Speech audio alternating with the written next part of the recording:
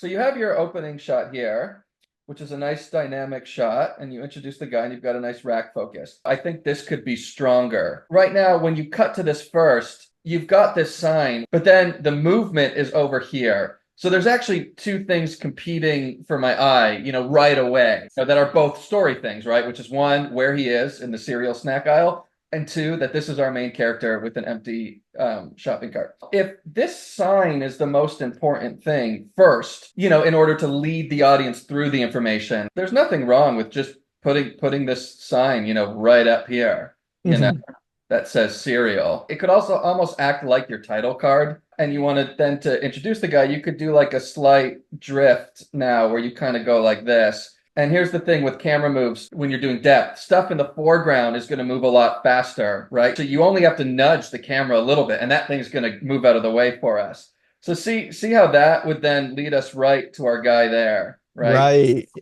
Yeah, so it has like a little bit of a parallax effect, right? So Mhm.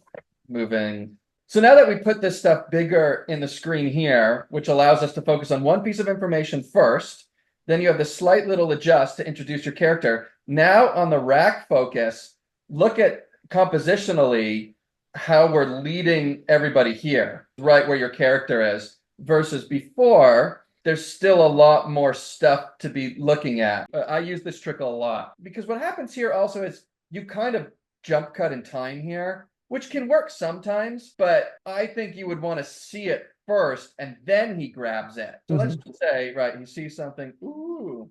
So again, now that he looks at it, the next thing we want to know as an audience is what is he looking at? So that's when you can just go to the glory shot, super sugar chunks, whatever. You could kind of have maybe a little bit of an upshot, like, like Yeah. you give it just a slight tilt, and then you can have the hands come in. This is an opportunity where how you board it can infer what the character's thinking or his personality. So if they come in like really, really fast and like grab it, it's like a kid who needs he needs his fix of sugar, right? You could even have like some of the stuff pop out. And then even you could like he pulls it like towards us, right towards camera. When something comes closer to the camera, it gets darker naturally. And this is a trick I use a lot, which is if we now fill this in and make it dark, essentially what that does is it forces a cut to be made. So the audience not only wants a cut, they like need it. They're like, yeah, what's next? So he looks, hands come in, grab it, pull it towards us. Now it's essentially a clean slate to cut to anything you kind of want. Obviously, you do want to stick with the character, but it kind of cleans the slate in terms of like 180s or axes because you're just blocking out the whole screen. This is the moment where he's sort of like, this is amazing, right? This is the best cereal ever. There's nothing wrong with the shot, but it's pretty generic and it's pretty Mhm. flat. And I don't feel like the composition or the angle is helping emphasize that character moment. And there's no right or wrong here, but one option could be, just sort of just maybe it's a crazy upshot and he's like holding it here in the foreground. Oh, this is the thing I always wanted, the best cereal ever, Even in that just quick little sketch I just did there, that as a composition is just more interesting, more unique, more dynamic. Maybe Mhm. there could be like a grocery store light here behind him that's like almost like God. It's like God, like the heavens are shining down on him. You could also just go to maybe like his giant pupils, and you could even just see the box like reflected in his pupils or something.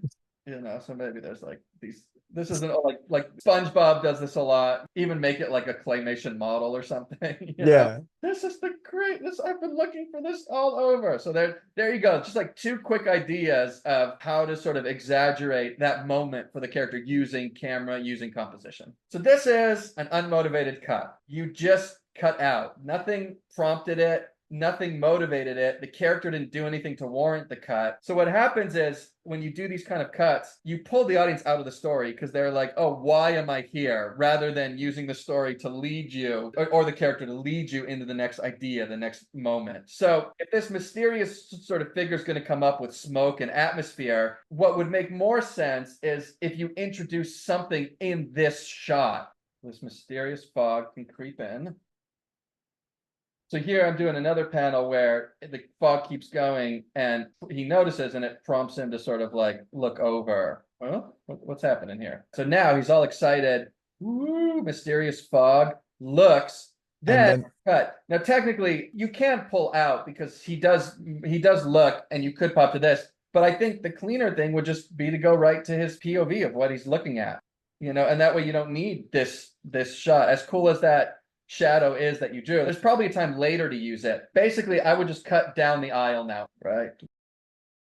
And you could draw these things to lead our eye a little more as well, right? Just like point everything to where you want to look.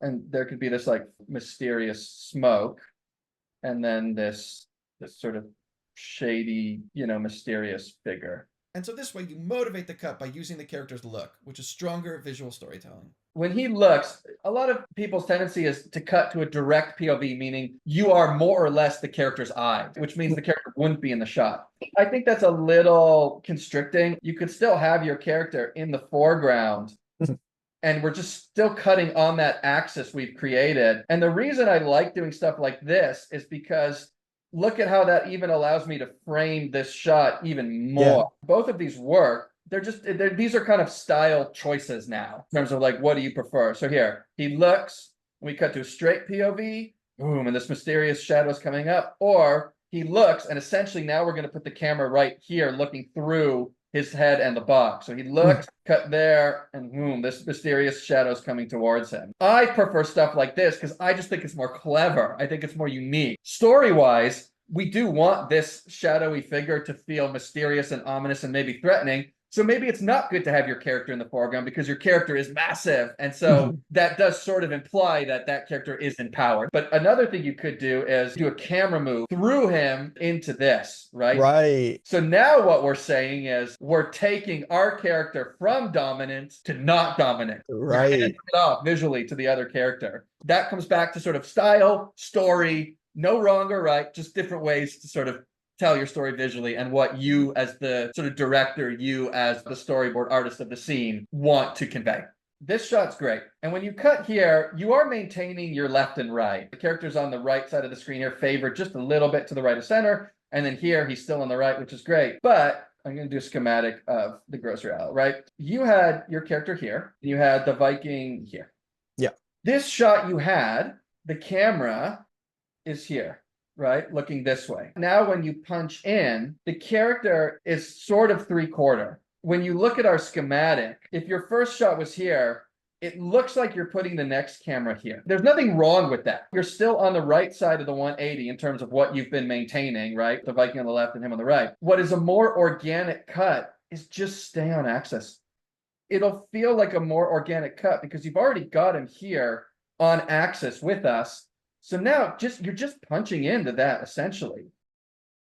And it's super, super easy to follow along and nobody even bats an eye at that cut. So here's the difference. You have your camera one, right? And you're looking at the guy. And now we're slightly off center from the guy. Versus we see the guy, boom, just punch right in. See how this feels a little smoother because it's the same thing we're looking at and you're just giving me the information closer, which is important because now it's about the character's reaction. Here, we're kind of stepping off to the side, which kind of, to me, as an audience, pulls me out of it because I'm not with the character. I'm not with the axis that you've created. This is such a motivating action of him squinting and looking, but then you don't cut to his POV. So if we go back to the schematic we made, your first camera is him here looking this way, and then you cut to this, essentially. Yeah. Looking this way, which is like, who is this? Who are we? You know, why are we seeing it from this angle? Now, just because it says you're looking this way, it doesn't mean you have to go exactly to just like the dude. You can be on this axis and you could start with the Vikings' feet, you know, walking forward, and you could pan up. This will still feel far more organic than this 90-degree camera angle cut because you're still using this axis, even though you're down here on his feet. That's fine because you created this axis. So we know where we're oriented. So you could go to the feet. You could even, or if you just want to start on like a belt buckle that was like a skull or something, right? That's like, you know, scary. And then it pans up. Yeah, use your axes that you create because it'll keep us with the character. It'll keep us in the story. The whole setup is, who is this mysterious, ominous, powerful dude that's shown up in the cereal aisle while I'm trying to get my favorite cereal? You maybe do a shot where it's like, you fake out people into thinking he's massive. He finally steps out of the fog. You could even have like the foot come in. You know, he could go like, right? Then you cut to that funny profile. Technically, he'd be looking down, but you could cheat like, oh, and then and the thing comes in, and then he looks down. So this is one of those examples I'm talking about where when you create axes, use them. So here's an example, right? So he would look down, and now there's a bunch of different ways you could shoot this. You could go to a direct POV. Now you would see him all cute and tiny, and he's like, hey, that's actually not so good for you. So this would be a direct POV, right? Or you could go over his shoulder. Actually, it would be really funny if he's holding that cereal box and you could see the guy behind it, and then his hand comes up and like moves it out of the way, because that's also telling your story now, where he's like, takes it there, right? So you're using the shots to make a joke. So that would be like, you think he's this big guy, boom, steps into the frame, or looking up like, oh, this guy's massive. Then you cut to the flat shot. We reveal he's actually really tiny. Dude looks down at him. You can cut over his shoulder, and this little hand comes up and pulls the little box down. That's the worst thing you could be eating, buddy. So now you're using the staging, you're using the composition to even further tell your story. So you've got this gag here where the Viking takes the cereal and he's not happy with it, and he throws it away, and it's going to hit this woman in the background. That's a funny gag. The staging right now, you're seeing everything all at the same time. As he's animating, this guy's moving as well. Then we're following it here. He's still moving because he's looking at it, and then we got to track it all the way here. So that your eye is bouncing around. So something that could be stronger is, we already know who this character is. We've seen him a bunch. So why not make the guy really big here? We already know who he is. Then you put Viking here, where he's like, nope, nope, nope, this will not do. And you still have all this stuff here, but I would blur this background out. Now we're using information on screen to direct our eye. We're using this guy here and this blurry background here to focus all of our attention to the guy, which is what we want, because he's going to be the person doing the action. So now he's going to throw the cereal over his head, and it's going to fly. And then as you're animating that, I would pick one of those frames to then rack focus. This guy gets all blurry. All the stuff in the foreground gets all blurry. Then that comes back in focus. And then you see it hit the person. So on that rack focus, now what we're doing is we're pushing everybody here. So you're kind of using everything on screen in a more controlled way to go step by step, so that the isn't looking around. And that'll make this, I think, funnier. Here he's going to throw vegetables, and you kind of pull out as he throws them up. And then you cut here. I would do the pull out on this shot, because that's more dynamic, throwing them up in the air, and then we're going with those things away from him in space, versus here the action's going up and you're pulling out, which isn't wrong, but they're conflicting actions. The camera's not doing what the action is doing. So let's say you do the antic, then you cut above. He's got a bunch of stuff in his arms here. So then he's going to throw the stuff up in the air. I'm going to take everything and scale it down. So he goes to throw it up, throws the stuff up, and then this fruit and vegetables will gain in camera super fast, right?